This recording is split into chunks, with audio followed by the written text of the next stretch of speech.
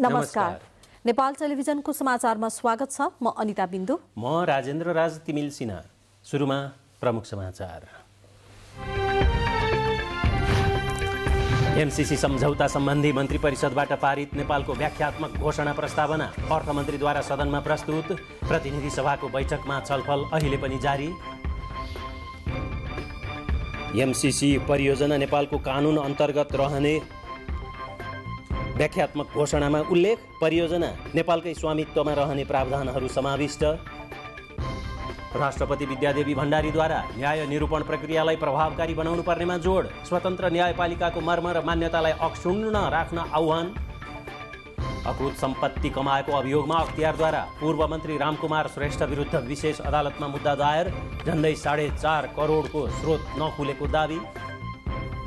रुस र युक्रेन बीचको दोहोरो भिडन्त लम्बिँदै जाँदा रुसले युक्रेन सामु वार्ताको प्रस्ताव राख्यो। युक्रेनका राष्ट्रपति भ्लोदोमिर जेलेन्स्कीद्वारा अस्वीकार। बेलारुस र युक्रेनको सीमामा वार्ता गर्न तयार। र एनएसजीएफ स्पोर्ट्स अवार्डको 18औं संस्करण चैत 8 गते काठमाडौँमा आयोजना हुने। पछिल्लो एक दशक यताका उत्कृष्ट खेलाडीलाई सम्मान गरिने।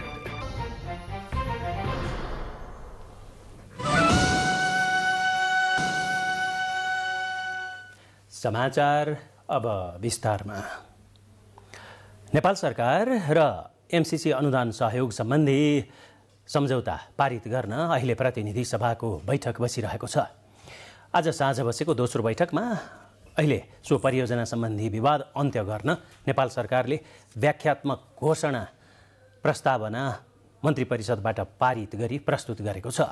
सो घोषणा सम्बन्धी छलफलमा अहिले सांसदहरूले आफ्नो भनाइ राख्ने क्रम जारी छ। अर्थमन्त्री जनार्दन शर्माले सो घोषणा प्रस्तावना सम्बन्धी प्रस्ताव बैठकमा प्रस्तुत गर्नुभएको थियो।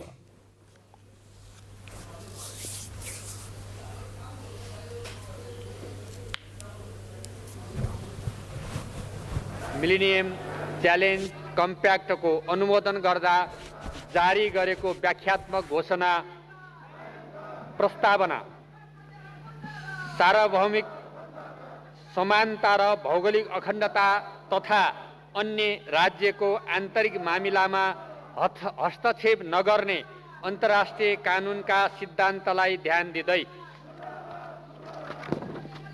असंलग्नता, शान्तिपूर्ण सहअस्तित्व र आपसी मित्रता सम्बन्धी नेपालको परराष्ट्र नीतिको स्मरण गर्दै नेपाल र संयुक्त राज्य अमेरिका बीच लामो समयदेखि रहँदै आएको मैत्रीपूर्ण सम्बन्ध र सहयोगलाई महत्त्व दिँदै कम्प्याक्टमा रहेका प्रावधानहरूको आशय र प्रयोगका बारेमा मिलेनियम च्यालेन्ज कर्पोरेसनबाट 2078 भदौ 23 सेप्टेम्बर 8 2021 मा नेपालले प्राप्त गरेको स्पष्टीकरणलाई जानकारीमा लिँदै परम्परागत अन्तर्राष्ट्रिय कानुनका नियमहरू, सन्धि सम्बन्धी अन्तर्राष्ट्रिय कानुन, राज्यको अभ्यास तथा नेपाल कानुन बमोजिम नेपालले कुनै सन्धि वा सन्धिको प्रावधानको अर्थ वा दायरा निर्दिष्ट गर्न वा स्पष्ट गर्न घोषणा गर्न सक्ने कुरालाई पुष्टि गर्दै नेपाल निम्नानुसार घोषणा गर्दछ। कम्प्याक्टको पक्ष भएको कारण नेपाल संयुक्त राज्य अमेरिकाको हिन्द प्रशान्त रणनीति लगायतका कुनै पनि सामरिक, सैन्य वा सुरक्षा गठबन्धनमा हिन्द प्रशान्त रणनीति लगायत कुनै पनि सामरिक, सैन्य वा सुरक्षा गठबन्धनमा आबद्ध भएको मानिने छैन भनी घोषणा गर्दछ। देशको मूल कानुनको रूपमा रहेको नेपालको संविधान कम्प्याक्ट र कम्प्याक्टसँग सम्बन्धित अन्य सम्झौताहरू भन्दा माथि रहेको छ भनी घोषणा गर्दछ। कम्प्याक्टको दफा 2.7, दफा 5.1 ख 3, दफा 5.1 ख 4 को सम्बन्धमा कम्प्याक्टका ती दफाहरूको उद्देश्य एमसीसी अनुदान तथा परियोजनाको सम्पत्ति उपयोगका सन्दर्भमा मात्र लागू हुनेछ भन्ने बुझाइ नेपालको रहेको छ। र ती प्रावधानले एमसीसी को अनुदानको प्रयोग बाहेक अन्य कुनै पनि उद्देश्यको लागि हाल विद्यमान वा भविष्यमा निर्माण हुने अमेरिकी कानुन वा नीतिहरूको उद्देश्यका लागि हाल विद्यमान वा भविष्यमा निर्माण हुने अमेरिकी कानुन वा नीतिहरूको पालना गर्न नेपाल बाध्य छैन भनी घोषणा गर्दछ। कम्प्याक्टको दफा 3.2 ख को सम्बन्धमा मिलेनियम च्यालेन्ज एकाउन्ट नेपाल विकास समिति एमसीए नेपालले सञ्चालन गर्ने क्रियाकलाप नेपालको कानुनद्वारा निर्देशित र कम्प्याक्ट अनुसार नियमित हुनेछ भनी घोषणा गर्दछ। कम्प्याक्टको दफा 3.2 च को सम्बन्धमा कम्प्याक्टको उपयोगबाट सिर्जना हुने बौद्धिक सम्पत्ति एमसीसी को स्वामित्व रहने छैन। कम्प्याक्ट कार्यक्रम अन्तर्गत सिर्जना हुने सम्पूर्ण बौद्धिक सम्पत्ति उपर नेपालको स्वामित्व रहनेछ र त्यसको पूर्ण उपयोग नेपालले गर्न पाउनेछ भनी घोषणा गर्दछ। कम्प्याक्टको दफा 3.5 को सम्बन्धमा कार्यान्वयन पत्रहरू कम्प्याक्टको दायराभित्र लागू गरिनेछ भनी घोषणा गर्दछ। कम्प्याक्टको दफा 3.8 क को सम्बन्धमा एमसीए नेपालका सबै क्रियाकलाप तथा कोषको लेखा परीक्षण प्रचलित नेपाल कानुन बमोजिम महालेखा परीक्षकबाट समेत हुने भनी घोषणा गर्दछ। कम्प्याक्टको दफा 5.1 क को सम्बन्धमा नेपालले 30 दिनको लिखित पूर्व सूचना दिई बिना कुनै कारण कम्प्याक्ट अन्त गर्न पाउने अधिकारका अतिरिक्त कम्प्याक्ट अन्तर्गतका क्रियाकलाप कार्यक्रम सञ्चालन गर्दा नेपालको कानुन वा नीति उल्लङ्घन गरेमा समेत 30 दिनको लिखित पूर्व सूचना दिई कम्प्याक्ट अन्त गर्न पाउने अधिकार राख्दछ भनी घोषणा गर्दछ। कम्प्याक्टको दफा 5.5 को सम्बन्धमा कम्प्याक्टको समाप्ति निलम्बन वा अन्त्यपछि पनि लागू हुने भनिएका प्रावधानहरू कम्प्याक्ट कार्यक्रम र एमसीसी को अनुदानको उपयोग लगायत कम्प्याक्ट अन्तर्गतका परियोजनाहरूको मूल्याङ्कन लेखा परीक्षण र करको फरफारकको हदसम्म मात्र सान्दर्भिक हुने भनी घोषणा गर्दछ। कम्प्याक्टको दफा 7.1 को सम्बन्धमा कम्प्याक्ट अन्तर्गतका कार्यक्रमहरूको कार्यान्वयन कम्प्याक्ट तथा नेपालको प्रचलित राष्ट्रिय कानुन बमोजिम हुने भनी घोषणा गर्दछ।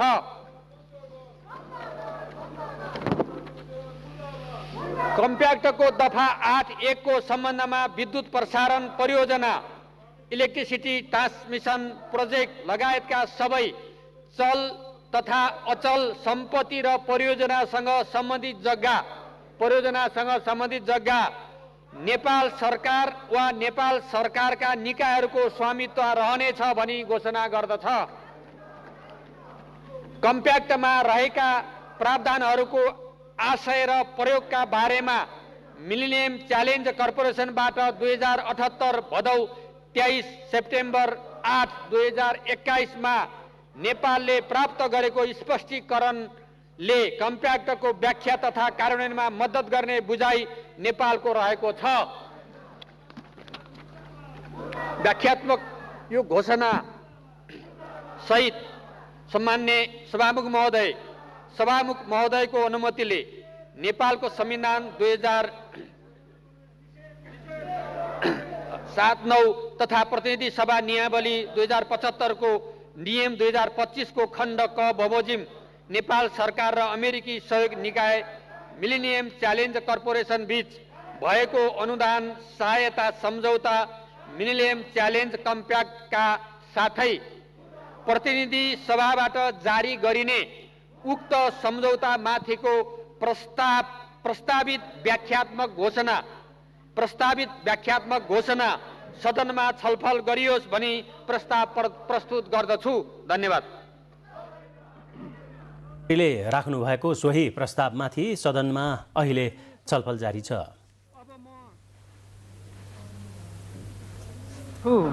यो प्रस्तावको पक्षमा हुने मान्य सदस्यले हुन्छ भन्नुहोला, यसको विपक्षमा हुने मान्य सदस्यले हुन्न भन्नुहोला। यो प्रस्तावको पक्षमा हुने मान्य सदस्यले हुन्छ भन्नुहोस्, यसको विपक्षमा हुने मान्य सदस्यले हुन्न भन्नुहोस्। हुन्छ भन्ने पक्षका मान्य सदस्यहरूको बहुमत भएकोले नेपाल सरकार र अमेरिकी सहयोग निकाय मिलेनियम च्यालेन्ज कर्पोरेसन बीच भएको अनुदान सहायता सम्झौता मिलेनियम च्यालेन्ज कम्प्याक्टका साथै प्रतिनिधि सभाबाट जारी गरिने उक्त सम्झौता माथिको प्रस्तावित व्याख्यात्मक घोषणा सदनमा छलफल गरियोस् भन्ने प्रस्ताव स्वीकृत भएको घोषणा गर्दछु।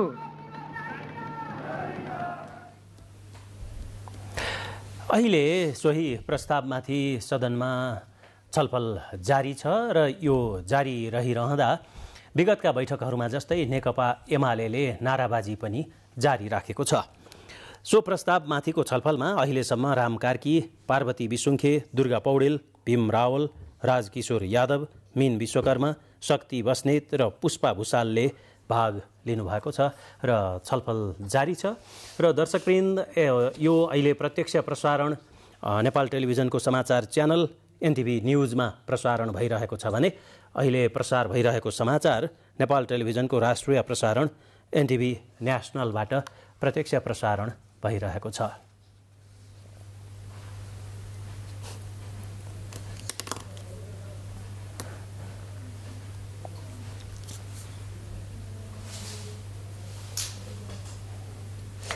नेपाल सरकार र अमेरिकी सहयोग निकाय मिलेनियम च्यालेन्ज कर्पोरेसन एमसीसी बीच भएको अनुदान सहायता सम्झौतामाथिको सैद्धान्तिक छलफलमा सहभागी सांसदहरूले पक्ष विपक्षमा तर्क प्रस्तुत गर्नुभएको छ।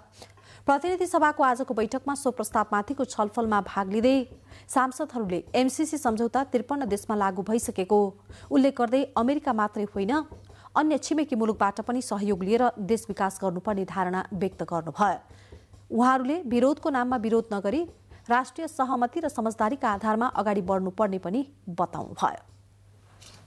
घोषणालाई सन्धिको रूपमा स्वीकार गर्छ भने नेपालको सन्धि ऐनले पनि यो यसलाई चाहिँ स्वीकार गर्छ, सन्धिको रूपमा स्वीकार गर्छ। त्यति मात्रै होइन, यस्ता किसिमका घोषणाले इन्टरनेसनल ल कमिसनले 2011 मा र अमेरिकासँग पनि जुन एमसीसी लगायतका प्रावधानहरू छन् त्यसबाट पनि हामीले दिएको अनुदान सम्झौता ग्रहण गरौँ र बाटोघाटो बिजुलीका लाइन जस्ता ठुला पूर्वाधारमा लगानी गरौँ।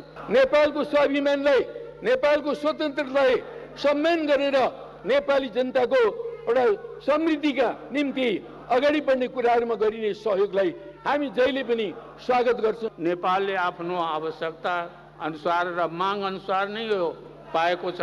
यो बिना जबरदस्ती लादिएको होइन र हामीहरूको स्वतन्त्रतामाथि पनि यसको कुनै छैन, बल्कि देश जब मजबुत हुन्छ त उसको स्वतन्त्रता सुरक्षित हुन्छ। हामी हीनताबोधले ग्रस्त हुन्छौँ भने हामीलाई राम राम मात्र भन्न सकिन्छ। हामीले आफै सन्धि पास गर्छौँ, सन्धि पास गर्दै गर्दा भन्छौँ यो हो यो हो यो हो र योभन्दा दायाँ बायाँ भयो भने 1 मिनटमा सन्धि खारेज गरिदिन्छौँ भन्ने हैसियत पो राख्न सक्नु पर्यो, त्यो हिम्मत पो राख्न सक्नु पर्यो। सन्धिमा लेखिएको भन्दा एउटा अक्षर पनि तलमाथि भयो भोलि सन्धिबाट सृजना भएको दायित्व भन्दा एउटा पनि दायित्व सृजना गराउने कोसिस भयो भने नेपालले एउटा दायित्व पनि बोक्दैन। त्यही क्षण नेपालले सन्धि खारेज गर्छ भन्ने संकल्प पो हामीले गर्न सक्नु। चीन र भारतबाट सहायता लिउँ, बीआरआईबाट पनि लिने सहायता लिउँ। यो सहायता हामीले एमसीसीबाट लिन्छौँ भने अरू परियोजनाका लागि हामी सहायता चीनबाट लिउँ। यसरी नेपालको विकास गर्ने बाटोमा जाउँ। सदनमा आपसी सहमतिको आधारमा अगाडि बढौँ। राष्ट्रिय स्वाधीनतासँग जोडिएको मुद्दामा सहमति कायम गरौँ। आर्थिक परियोजनाको सन्दर्भमा विमति होइन, आर्थिक परियोजना लिन दिन सक्ने कुरालाई चाहिँ अन्यथा मान्ने कुरो होइन। यो अनुदान सहयोग हामीले लिनुपर्छ, यो काम समयमा सम्पन्न गर्नुपर्छ, अन्यले पनि दिन्छन् हामीले लिनु पर्छ। पहिलो बैठकमा सम्झौताको एउटा प्रावधानमा आयोजनाको अवधि 5 वर्ष भनिए पनि अरू प्रावधानले अनिश्चितकालसम्म रहने देखिन्छ। यसको एक दफा जनताले बुझ्ने गरी बुझाउनु पर्दछ, सबैले बुझ्ने मौका पाउनु पर्दछ। हाम्रो देश अनुदानले चलेको देश हो। हामी सबै राष्ट्रसँग सहयोग लिन्छौँ, यसमा कुनै दुविधा छैन। यसअघि प्रतिनिधि सभाको आजको पहिलो बैठकले एमसीसी अनुदान सहायता सम्झौतामाथि सामान्य छलफल गरियोस् भन्ने प्रस्ताव स्वीकृत गरेको थियो। अर्थमन्त्री जनार्दन शर्माले प्रस्तुत गर्नुभएको नेपाल सरकार र अमेरिकी सहयोग निकाय मिलेनियम च्यालेन्ज कर्पोरेसन एमसीसी बीच भएको अनुदान सहायता सम्झौतामाथि सामान्य छलफल गरियोस् भन्ने प्रस्ताव बहुमतले स्वीकृत गरेको थियो। त्यसअघिको छलफलमा उठेका प्रश्नहरूको जवाब दिनुहुँदै अर्थमन्त्री शर्माले राष्ट्रिय स्वाधीनता र अखण्डताप्रति सरकारले कुनै गलत सम्झौता नगर्ने प्रतिबद्धता व्यक्त गर्नुभयो। हाम्रो अधिकार, यो सार्वभौम संसदको अधिकार, यसले कानुन बनाउन पाउने अधिकार, यसले बनाएको कानुन नै लागू हुने अधिकार, त्यसको आधारमा टिकेर अगाडि जाने र राष्ट्रको हितमा नै सन्धि सम्झौतालाई कार्यान्वयन गर्ने सरकारको प्रतिबद्धता र यो संसदको प्रतिबद्धताको आधारमा अगाडि बढ्ने भएको हुनाले यो डिक्लेरेसन को सरकारको प्रस्तुतिपछि सायद आम नेपाली जनतालाई एउटा स्पष्ट जवाब त्यहाँ हुनेछ, सडकमा रहेका युवाहरूलाई जवाब हुनेछ, सांसदहरूका मान्यजीहरूको प्रश्नहरूको जवाब हुनेछ, बुद्धिजीवीहरूको चासो र चिन्ताको जवाब हुनेछ। त्यो जवाब दिन सरकार जिम्मेवार छ। त्यसअघि प्रस्तावमाथिको सामान्य छलफलका क्रममा सांसदहरूले प्रस्तावको पक्ष विपक्षमा आफ्ना धारणा राख्नु भएको थियो। समाचार बाँकी छन् तर एकैछिनको विश्रामपछि।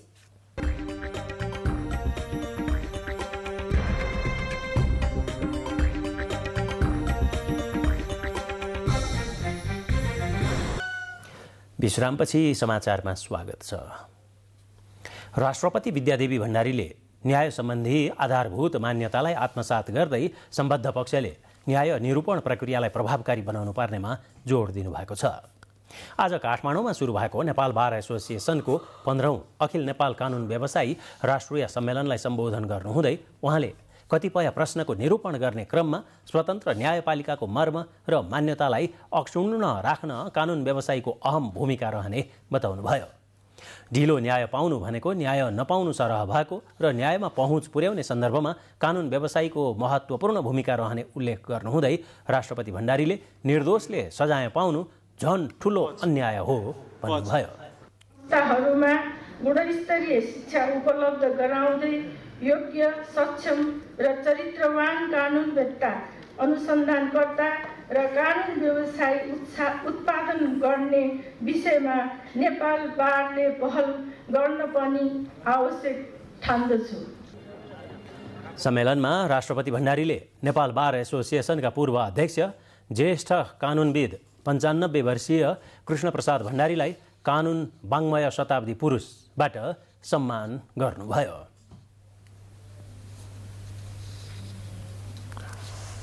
व्यावसायिक र मर्यादित बार हाम्रो प्रतिबद्धता तय गरिएको छ, जुन शाश्वत एवं सर्वकालिक महत्त्वको विषय हो भन्ने मलाई लाग्छ। The resident legal advisor of DOJ in US Embassy Kathmandu, Torsten money laundering. राष्ट्रपति विद्यादेवी भण्डारीले प्राध्यापक श्रीधर खत्रीलाई संयुक्त राज्य अमेरिकाका लागि नेपालको आवासीय राजदूतमा नियुक्त गर्नुभएको छ। नेपालको संविधानको धारा 282 अनुसार मन्त्री परिषदको सिफारिसमा उहाँले प्राध्यापक खत्रीलाई राजदूत पदमा आज नियुक्त गर्नुभएको हो। मन्त्री परिषदको गत कार्तिक 11 गतेको बैठकले प्राध्यापक खत्रीलाई अमेरिकाका लागि राजदूतमा नियुक्त गर्न सिफारिस गरेको थियो। नवनियुक्त राजदूत खत्री परराष्ट्र मामिला अध्ययन प्रतिष्ठानका पूर्व कार्यकारी निर्देशक हुनुहुन्छ। पदीय दुरुपयोग गरेर अकुत सम्पत्ति कमाएको अभियोगमा अख्तियार दुरुपयोग अनुसन्धान आयोगले पूर्व मन्त्री रामकुमार श्रेष्ठ विरुद्ध आज विशेष अदालतमा मुद्दा दायर गरेको छ। पूर्व सचिव समेत रहनुभएका श्रेष्ठ 2070 सालमा खिलराज रेग्मी नेतृत्वको चुनावी सरकारमा मन्त्री बन्नुभएको थियो। सार्वजनिक सेवा प्रवेश गरे यता अकुत सम्पत्ति आर्जन गरेको अभियोग उहाँमाथि लागेको छ। सार्वजनिक सेवामा प्रवेश गरे यता पूर्व मन्त्री श्रेष्ठको कुल आय 6,90,16,00,000 बराबर रहेकोमा 11,35,44,000 बराबर खर्च गरेको देखिएको अख्तियारले जनाएको छ। यसरी 4,45,27,666 रुपैयाँ बराबरको खर्च तथा लगानीको स्रोत नखुलेकोले त्यसलाई स्रोत नखुलेको अकुत सम्पत्ति मान्दै अख्तियारले मुद्दा दायर गरेको आयोगका सहायक प्रवक्ता श्याम प्रसाद भण्डारीले बताउनुभयो। भोजन, पानी तथा चिया वितरण गर्दा प्लास्टिकका कप तथा प्लेटहरू प्रयोग गर्न नपाइने भएको छ। यही 17 गते परेको महाशिवरात्रि पर्वलाई व्यवस्थित बनाउन पशुपति क्षेत्र विकास कोषले पूर्व तयारी पनि गरिरहेको छ। 10 वटा उपसमिति बनाएर काम गरिरहेको कोषले तयारी अन्तिम चरणमा पुगेको जानकारी दिएको छ। महाशिवरात्रि पर्वलाई विशेष बनाउन पाशुपत क्षेत्रका भित्ताहरूमा यसपालि शिव, पार्वती, गणेश लगायतका देवदेवीका चित्र बनाएर आकर्षक रूपमा सजाइएको छ। त्यसैगरी मूल मन्दिर परिसरमा पनि रङरोहन गरिएकोले मन्दिर परिसर चिटिक्क देखिएको छ। शिवरात्रिमा पशुपतिनाथको दर्शन गर्न आउने भक्तजनहरूको सहजताका लागि पशुपति क्षेत्र विकास कोषले 10 वटा उपसमिति गठन गरी काम गरिरहेको कोषले जानकारी दिएको छ। ती उपसमितिले बत्ती व्यवस्था, सुरक्षा लगायतका काम पनि गरिरहेका छन्। देश विदेशबाट भेला भएका साधु सन्तहरूका लागि आवास र भोजनको व्यवस्था गरिएको छ। मन्दिर प्राङ्गणभित्र रात्रिकालीन व्यवस्था सहित नेपाल प्रहरी, सशस्त्र प्रहरी बलका जनशक्ति र कोषका कर्मचारीहरू, परम्परागत रूपमा त्यहाँ रहेका रकमी कर्मचारीहरू मात्र परिचालन गर्नेछ। शिवरात्रिको भोलिपल्टबाट मेला बजार पनि आयोजना गरेका छौँ, मेला बजार पनि लगाएका छौँ। तिनी विविध आम्दानीहरूको स्रोतलाई त्यहाँ आकलन गरिएको हो। पाशुपत क्षेत्र नशालु पदार्थ निषेधित क्षेत्र भएकोले पर्वका बेला हुने गाँजा र भाङ सेवनमा कडाई गरिने पनि कोषले जनाएको छ। त्यसैगरी मेला क्षेत्रमा सेवा प्रदान गर्ने सबै संस्थाहरूलाई भोजन, पानी तथा चिया वितरण गर्दा प्लास्टिकका कप तथा प्लेटहरू प्रयोग गर्न पाइने छैन। यो साल हामीले टोटल्ली हामी कहाँ आवेदन आएका 65 वटा सङ्घ संस्थाहरूले हामी कहाँ आवेदन दिएका छन् र त्यसको आधारमा हामीले स्वयंसेवक खटाउने निर्णय गर्छौँ र अहिले शिवरात्रिलाई मात्रै हामीले 5000 स्वयंसेवकहरू प्रचलन गरेका छौँ। महाशिवरात्रिको दिन बिहान 3 बजेदेखि नै पशुपति मन्दिरको 4वटा ढोका खुल्ला गरिने पशुपति क्षेत्र विकास कोषले जनाएको छ। यस वर्षको शिवरात्रिमा 10 लाखभन्दा बढी भक्तजनले पशुपति दर्शन गर्ने अनुमानमा कोषले तयारी गरिरहेको छ। क्यामेरामा प्रद्युम्न मिश्रको साथमा दुर्गा खड्का, नेपाल टेलिभिजन। बाँकी समाचार एकैछिनमा।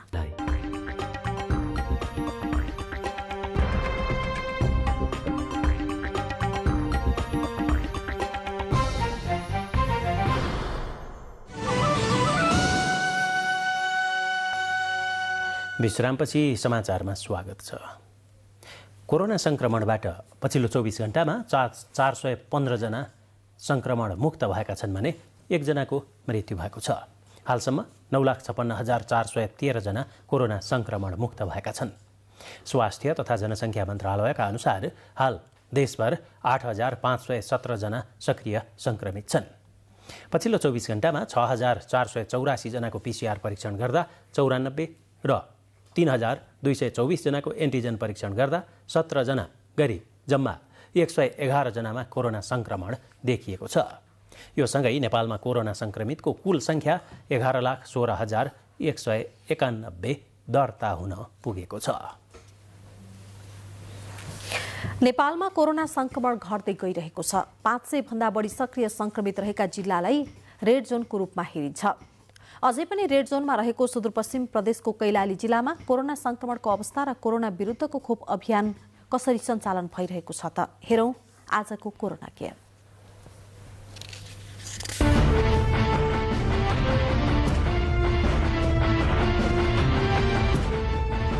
नेपालमा कोरोना संक्रमण घट्दै गइरहेको छ। संक्रमण घटेसँगै सक्रिय संक्रमितको संख्या पनि ओह्रालो लागिरहेको छ। स्वास्थ्य तथा जनसङ्ख्या मन्त्रालयका अनुसार 5 जिल्लामा सक्रिय संक्रमितको संख्या 500 भन्दा बढी छ।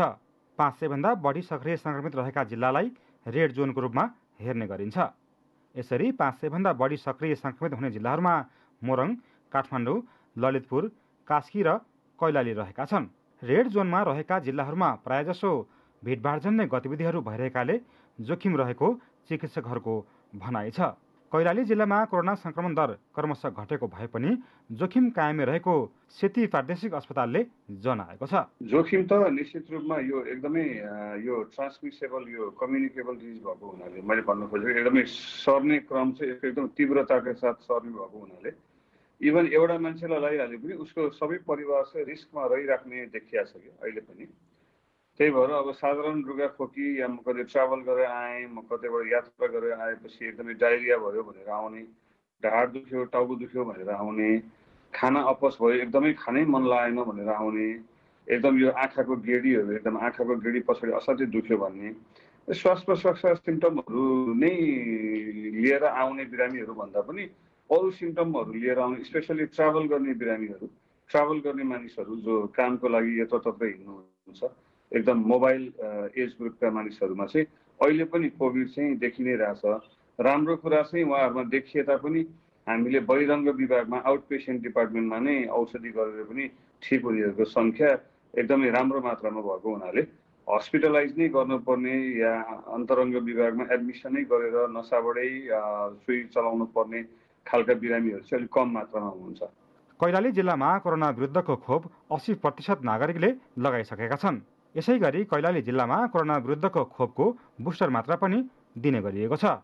12 देखि 17 वर्ष उमेर समूहका किशोर किशोरीहरूका लागि पनि खोप अभियान सञ्चालन भइरहेको छ। नागरिकहरू खोप लगाउनमा उत्साहित भएकाले कोही पनि नछुटुन् भन्ने उद्देश्यले खोजेर खोप लगाउन थालिएको बताइएको छ। पछिल्लो तेस्रो चरणमा आएपछि पहिलो दोस्रो तेस्रो चरणसम्म आइपुग्दाखेरि खोप अभियानमा जनताको पनि इन्भल्भमेन्ट एकदम राम्रो देखिया छ, पेसेन्टहरूको पनि, र सबैजना पहिला भ्याक्सिनसँग डराउने या धेरै मिथहरू थिए। यसमा मिडियाको पनि ठुलो रोल हुन्छ, कसैले कुन राम्रो या नराम्रो या कुन राम्रो नराम्रो या कसको एफिकेसी बढी विभिन्न अब ओपिनियनहरू धेरै ठाउँबाट आएको हुनाले पब्लिक पनि अलिकति कन्फ्युज हुनुहुन्थ्यो। दोस्रो वेभमा जब हामीले धेरै पेसेन्टहरू गुमायौँ, धेरै मानिसहरू हस्पिटलाइज हुनुभयो, धेरै पेसेन्टहरू ठिक भइसके तापनि अहिलेसम्म पनि लङ कोभिड जस्ता सिम्टम्सहरू लिएर आइराख्नु भएको छ भने अहिले चाहिँ त्यसपछि चाहिँ पब्लिकमा पनि एउटा सेन्सिटाइजेसन भयो क्या, खोप चाहिँ चाहिने नै रहेछ, खोप राम्रो रहेछ भनेर भलिन्टरीली पनि आफै म लाउँछु भनेर आउनेहरूको मात्रा एकदमै राम्रो मात्रामा देखिया छ। अहिले चाहिँ उत्साहजनक छ। अब कसैलाई पनि बोलाइराख्नु पर्ने जरुरी पनि छैन, मान्छेहरू आफै खोज्दै आफ्नो डेटहरू आफूले नै याद गरेर आउने गर्नुभएको छ। यहाँ खोपको चाहिँ नै राम्रै देखिया छ, पब्लिक पार्ट सप्लाई पनि राम्रै देखिया छ। यहाँ चाहिँ संघीय सरकारको निर्देशिका अनुसार प्रदेश सरकार र स्थानीय तहहरूले खोप केन्द्रको व्यवस्था गरेका छन्। नजिकैको खोप केन्द्रमा गएर खोप लगाउन सरकारले आग्रह गरेको छ। तोकिएको उमेर समूहका नागरिकले तोकिएको खोप केन्द्रमा गएर कोरोना विरुद्धको खोप लगाउनका लागि सचेतना अभियान सञ्चालन गरिएको छ। जनस्वास्थ्यका मापदण्डको पालनासँगै कोरोना विरुद्धको खोप अनिवार्य लगाउन सेती प्रादेशिक अस्पतालको आग्रहको छ। भ्याक्सिन लगायो भन्दैमा कोरोना फेरि नलाग्ने भन्ने चाहिँ होइन, यद्यपि लगाइहाले तापनि यसको असर चाहिँ एकदम कम मात्रामा शरीरलाई असर गरेको देखिया छ। उत्साहवर्धक समाचार पनि हो। अर्को कुरा चाहिँ यो कम्युनिटीमा रहिन्जेल यो सरिराख्ने, यसले मान्छेलाई इन्फेक्सन गर्ने खतरा रहिरहेको हुनाले हात धुने र मास्क लगाउने, विशेष गरी भिडभाडमा जाँदाखेरि चाहिँ मास्क लगाउने। यसरी म जसरी एक्लै कोठामा बस्दाखेरि लगाइराख्नु पर्ने आवश्यकता छैन, तर तपाईँहरू भिडभाडमा जाँदाखेरि कुनै पनि काम गर्दाखेरि घरबाट बाहिर निस्किँदाखेरि चाहिँ मास्क लगाउने र हात धुने र अलिकति आफ्नो चाहिँ नि सामाजिक दूरी एउटा चाहिँ अलिकति कायम राख्यो भने योबाट बस्न सकिन्छ। कोरोना विरुद्धको खोप लगाउनुका साथै सरकारले तोकेका जनस्वास्थ्यका मापदण्डको पालना अनिवार्य गर्न सरकारको अनुरोध छ। जनस्वास्थ्यका मापदण्डको पालनामा हेलचक्राइ गर्ने हो भने जुनसुकै बेला पनि अर्को लहरको सम्भावना रहने विज्ञहरू बताउँछन्। कोरोना नियन्त्रण गर्नका लागि नागरिकको पनि दायित्व हुने भएकाले सरकारले जारी गरेका स्वास्थ्य सुरक्षाका मापदण्डको पालना गर्न र कोरोना विरुद्धको खोप लगाउनका लागि नागरिकलाई विज्ञहरूको सुझाव छ। समाचार बुलेटिनको क्रममा प्रमुख समाचार फेरि एकपटक। एमसीसी सम्झौता सम्बन्धी मन्त्री परिषदबाट पारित नेपालको व्याख्यात्मक घोषणा प्रस्तावना अर्थमन्त्रीद्वारा सदनमा प्रस्तुत, प्रतिनिधि सभाको बैठकमा छलफल जारी। एमसीसी परियोजना नेपालको कानून अन्तर्गत रहने व्याख्यात्मक घोषणामा उल्लेख, समग्र परियोजनामा नेपालकै स्वामित्व रहने प्रावधान।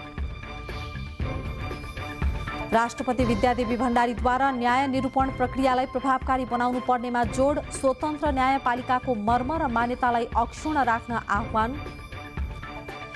अकुत सम्पत्ति कमाएको अभियोगमा अख्तियारद्वारा पूर्व मन्त्री रामकुमार श्रेष्ठ विरुद्ध विशेष अदालतमा मुद्दा दायर। झण्डै 4.5 करोडको स्रोत नखुलेको दावी।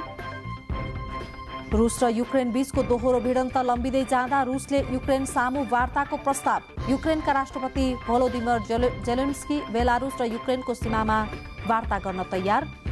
र एनएसजेएफ स्पोर्ट्स अवार्डको 18औं संस्करण चैत्र 8 गते काठमाडौँमा आयोजना हुने। पछिल्लो 1 दशक यताकै उत्कृष्ट खेलाडीलाई सम्मान गरिने। अब मुलुक बाहिरका खबर। रुस र युक्रेन बीचको दोहोरो भिडन्त लम्बिँदै जाँदा रुसले युक्रेन सामु वार्ताको प्रस्ताव अगाडि बढाएको छ। वार्ताका लागि अब बाँकी समाचार एकैछिनमा।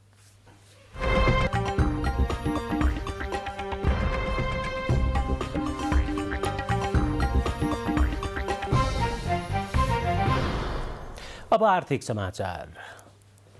शेयर कारोबार मापक नेप्से परिसूचक आज झिनो अङ्कले ओह्रालो लागेको छ। नेपाल स्टक एक्सचेन्जका अनुसार नेप्से परिसूचक 7.73 अङ्कले ओह्रालो लागेर 2653.7 मा ओर्लिएको छ। ठूला कम्पनीको शेयर कारोबार मापन गर्ने सेन्सिटिभ परिसूचक 0.73 अङ्कले ओह्रालो लागेर 506.84 मा ओर्लिएको छ। नेप्से परिसूचक ओह्रालो लागेसँगै कारोबार रकम पनि ओह्रालो लागेको छ। कुल 224 कम्पनीको 70,40,563 किता शेयर 3,27,30,65,910 रुपैयाँमा कारोबार भएको नेपाल स्टक एक्सचेन्जले जनाएको छ। खेलकुद समाचार।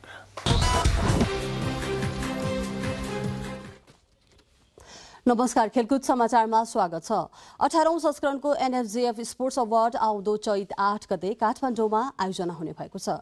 आयोजक नेपाल खेलकुद पत्रकार मञ्च एनएफजेएफले पत्रकार सम्मेलन मार्फत 18औं संस्करणको एनएफजेएफ स्पोर्ट्स अवार्डको मिति आज सार्वजनिक गरेको हो।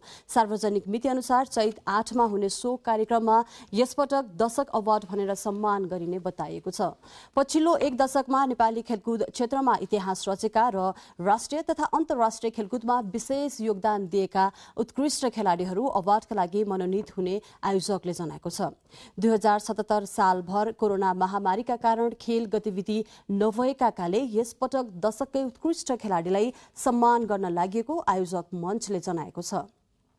सोही कार्यक्रममा मुख्य प्रायोजक हंसराज हुलासचन्द कम्पनीका कार्यकारी निर्देशक अभिमन्यु गोल्छा र नेपाल खेलकुद पत्रकार मञ्चका अध्यक्ष देवेन्द्र सुवेदीबीच प्रायोजन सम्झौतामा हस्ताक्षर पनि भएको छ। आईसीसी पुरुष विश्वकप क्रिकेट लिग 2 अन्तर्गत नेपालले आफ्नो तयारी सुरु गरेको छ। तयारी स्वरूप नेपालले युनाइटेड अरब इमिरेट्स यूएईमा हुने श्रृङ्खलाका लागि 20 खेलाडीलाई बन्द प्रशिक्षणमा बोलाएको छ। नेपाली राष्ट्रिय टोलीका मुख्य प्रशिक्षक पुबुदु दशानाइकेले 20 खेलाडीलाई बन्द प्रशिक्षणमा बोलाउनु भएको हो। टोलीमा सन्दीप लामेछाने, ज्ञानेन्द्र मल्ल लगायत रहेका छन्। नेपालले मार्चमा हुने श्रृङ्खलामा पीएनजी विरुद्ध खेल्दै श्रृङ्खलाको सुरुवात गर्नेछ। एसबीसी युथ तथा जुनियर बक्सिङ प्रतियोगितामा सहभागी हुन जाने खेलाडीहरूलाई आज युवा तथा खेलकुद मन्त्रालयले बिदाई गरेको छ। टोलीलाई सफलताको शुभकामना दिँदै युवा तथा खेलकुद मन्त्री महेश्वर जङ गहतराज, खेलकुद मन्त्रालयका सचिव डाक्टर दामोदर रेग्मी र नेपाल बक्सिङ संघका अध्यक्ष राम अबालेले कार्यक्रमबीच बिदाई गर्नुभएको हो। खेलकुद समाचारमा अब एकैछिन विज्ञापनपछि स्वागत छ। शहीद स्मारक ए डिभिजन लीगका क्लबहरूले आफ्नो खेलाडी र विभिन्न मफसलका क्लबहरूलाई खेलाडी करारको विषयमा ध्यान आकर्षण गरेको छ। मोसफलमा आयोजना हुन लागेका प्रतिष्ठित प्रतियोगिताहरूमा सहभागी हुन तयारी गरिरहेको अवस्थामा ए डिभिजनमा दर्ता भएका खेलाडीहरू क्लबको स्वीकृति बिना अन्य क्लबमा आबद्ध नहुन र आबद्ध नगर्न आग्रह गरेको हो। स्पेनका राफेल नाडालले यस वर्षको मेक्सिकन ओपनको उपाधि जितेका छन्। आज सम्पन्न फाइनलमा बेलायतका क्यामरून नोरीलाई 6-4 र 6-4 को सोझो सेटमा पराजित गर्दै उनले उपाधि जितेका हो। यो जितसँगै 35 वर्षीय नाडालको जारी सिजनमा अपराजित यात्रा कायमै रहेको छ। नोरीलाई हराइसँगै नाडालले खेलेका 15 खेलमा 100% जित निकालेका हुन्। यो उपाधि नाडालको व्यावसायिक जीवनको 91औं उपाधि हो। खेलकुद समाचार आजलाई यति नै।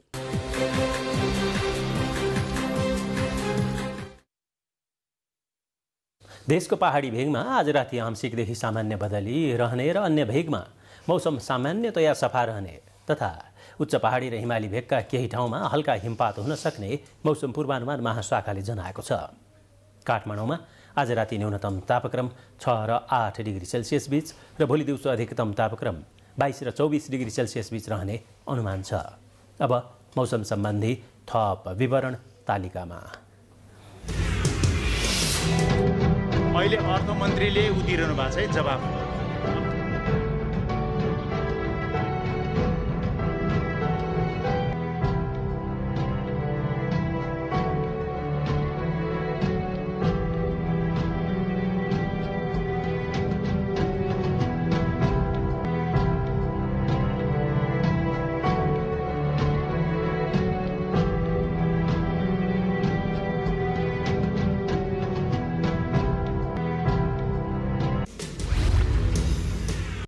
समाचारको अन्त्यमा प्रमुख समाचार फेरि एकपटक।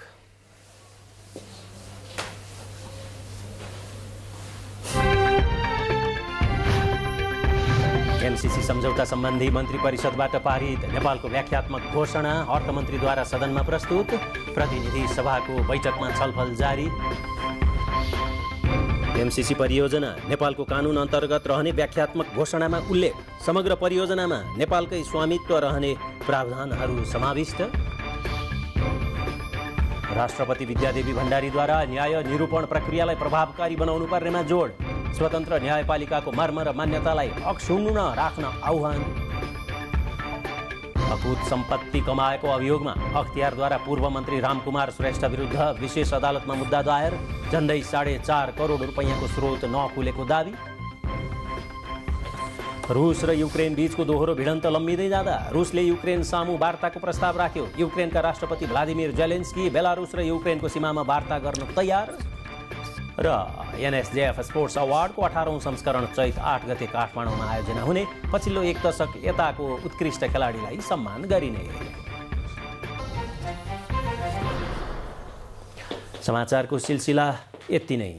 दर्शकवृन्द, यहाँहरूलाई थाहै छ प्रतिनिधि सभामा एउटा ऐतिहासिक छलफल जारी छ, जसमा एमसीसी परियोजना सम्झौता सम्बन्धमा नेपाल सरकारले आफ्नो व्याख्यात्मक घोषणा राखेको छ र त्यो परियोजना सम्बन्धी सम्झौताको व्याख्या गरिएको छ। त्यसमाथि सांसदहरूले आफ्नो मन्तव्य व्यक्त गर्ने क्रम जारी छ। भनौँ दफावार छलफल जारी छ। हामी दर्शकवृन्दलाई प्रतिनिधि सभामा भइरहेको छलफलको प्रत्यक्ष प्रसारणतर्फ जोड्दै बिदा हुन्छौँ। नमस्कार।